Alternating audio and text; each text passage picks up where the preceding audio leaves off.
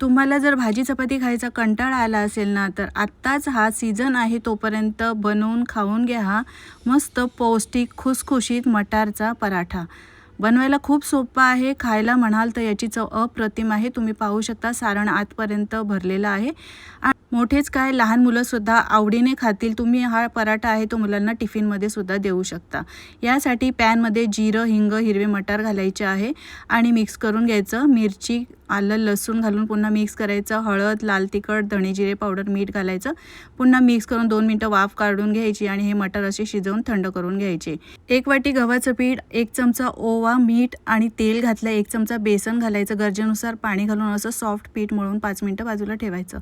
आता मटारचं सारण आहे ते जाडसर असं वाटून घ्यायचं आणि याचे आधीच गोळे करून ठेवायचे, म्हणजे पराठे करायला खूप सोपे जातात. मळून ठेवलेलं पीठसुद्धा एकदा चांगलं मळून घ्यायचं आणि त्याचेसुद्धा सारख्याच आकारामध्ये गोळे करून घ्यायचे. आता याचे सुका पीठ लावायचं या गोळ्याला पिठाच्या आणि पारी बनवून घ्यायची. त्यामध्ये मटारचं सारण घालायचं आहे आणि याचं तोंड बंद करून घ्यायचं. थोडंसं सुकं पीठ लावायचं आहे आणि हलक्या हाताने हे पराठे या पद्धतीने दाबून घ्यायचे व्यवस्थित. हे बघा, म्हणजे सारण आतपर्यंत भरतं आणि त्यानंतर हलक्या हाताने हा पराठा चांगला लाटून घ्यायचा आहे. तुम्ही पाहू शकता सारण मस्त आतपर्यंत भरलेलं आहे. साईडच्या कड्यामध्ये हे सारण पसरलेलं आहे.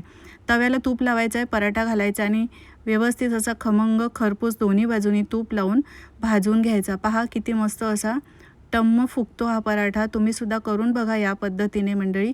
भाजी चपाती नेहमीच खात असतो, मटारची भाजीसुद्धा आपण नेहमी बनवतच असतो, पण अशा पद्धतीने तुम्ही मटारचा पराठा कधी बनवला नसेल तर एकदा बनवून घ्या आणि खाऊनसुद्धा घ्या. जाळीवर काढून घ्यायचा आहे. दुसरासुद्धा पराठा हा बघा याच पद्धतीने बनवायचा.